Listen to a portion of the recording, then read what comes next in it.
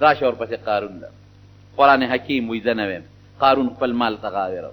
اوهو زما دومره مال دی، زما دومره دولت دی، دومره دی قرآن وایي چې خزانې نه کنجیانې به یې لویې ډلې ګرځولې. لویه ډله د کنجیانو دپاره مقرره وه چې د هغه خزانو کنجیانې به یې ګرځولې. نو چې کنجیانې دونه ډېرې دي نو جرندې به څو نه او یوه جرنده بیا یوې کوټې ته لګېدلې چې بیا خزانې به څو نه. او یو ځل دقسې راووته په هغه خشته جوړه کې او کالي یې چولي دي او تاج یې په سر دی او لاس کې هم بنګړي دي، ځکه په هغه زمانه کې به سړو هم بنګړي اچول، لاس کې هم لکه اوس چې څوک ګړی اچوي په لاس کې بنګړي به اچول په ډېر لوی شان او روب او دبدبه کې. نو خلکو به ویل یا لیتني اوتیتو مثل ارمان دې قارون ته چې کم مال میلاو دی که داسې زما وي که دا زما وي. نو حضرت موسی علیه السلام به ورته وایي زکات ورکړه. وی ټکسونه نه ورکوو، زکات ته به یې ټکس وایي. اوس یې ورته موږ ټکس وایي، ټکسونه نه ورکوو. غریبانانو مسکینانو له ورکه، ټکسونه نه ورکوم. الله لار کې عمالقو سره جهاد کوم، الله په لار کې بیت المقدس ازادوم جهاد کوم. پیسې راوړه ښه دا ته دې دپاره مشري کوې چې پیسې خلکو نه غواړې. هلکه عمالقه دي جهاد ورسره کوم، بیت المقدس ازادوم جهاد کوم. وی نه ټکسونه به رانه نه غواړه نه ورکوم. زکات ته ټکس وایه او الزام لګو په اوس هم چې څوک زکات مړه دا څه کوي یاره دا مدرسې مړه ځان له جوړې کړي دي او جو لیڼې شروع کړي او دا دا دی او دا دا دی او دا دا دی او چې څوک غواړي الزامونه ورباندې لګوي. الله څه چلو کو دا ګمراهۍ بیا الله لارې جوړوي. اوس که داسې نه رانیسمه لګي نورم برابروم.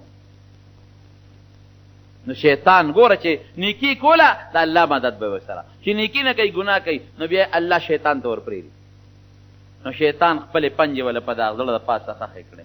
نو دې قارون ودرېږه چې دا موسی علیه السلام هر وخت زکات غواړي او ما ته بخیل وایي چې نه ورکوم او ما ته د شیطان ملګري وایي چې نه ورکوم. ودرېږه چې لږې بدنام کم، لکه اوس چې دا بعضې خلکو مدرسې بدناموي، عالمان بدناموي، طالبان بدناموي، جهاد بدناموي. دا یو لاره روانه ده که نه؟ اسلام شعایر بدناموي، دعوت الله والا خلق بدناموي، نیکان بدناموي. دا یو لاره ده شیطان دې وسوسې اچوي.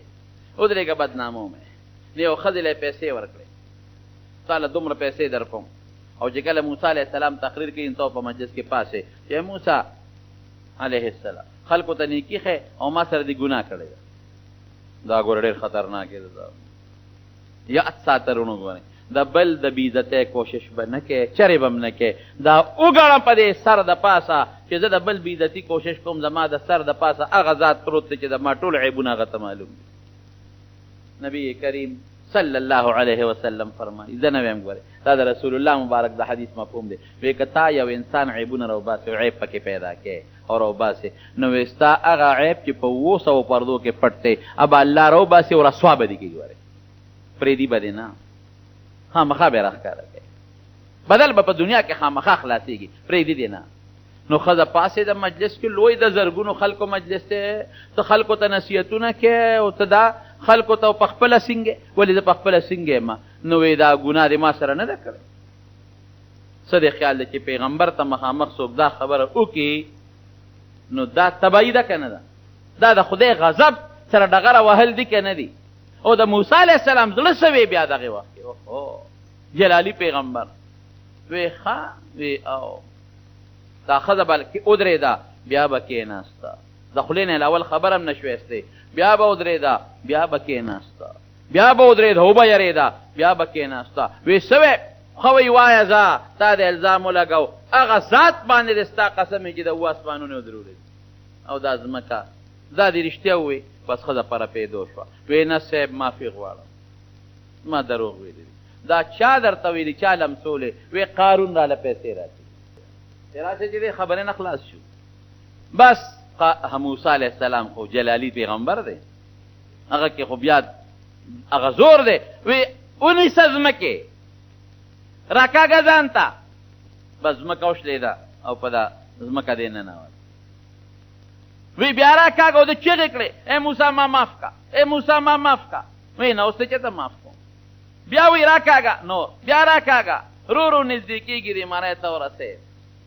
وی راکاږه او دې چغې وایي نه دې معاف کو ځمکه کې دن نشو رب العالمین حضرت موسی علیه السلام ته وحی را لیږي وی ګوره څونه فریاد یې درته معاف دې نه کړه وی الله په مې الزام ولګاو زه یې رسوا کړم زما دعوت کار کم دی کو بیا زه خو یې بدنام کړی الله تا مدد وکړه وی سپېرو که نه تا ته 500 چغې ووالې که ما ته دغې یو ځلم چغه والې وه بیا مې معاف کوو یو اواز کې ما ته کړو سپېره ما ته التجا ونه کړله الله دونه رحیم ذات ته جنا نو قارون وی ټکس دی زکات او دا دی هغه دی نو مال څه شو قارون څه شو نو ځمکې ځان تراخ که نو دغسې پکې تاویږي سزا دغه ده دقسې په دا ځمکه کې تاویږي او ساتې نوځي او تر قیامته پورې ورو ورو په لاندې روان دي ما اهلکت مالا زکات قط الا اهلکت زکات به ورکوې دا د خدای حق دی د مال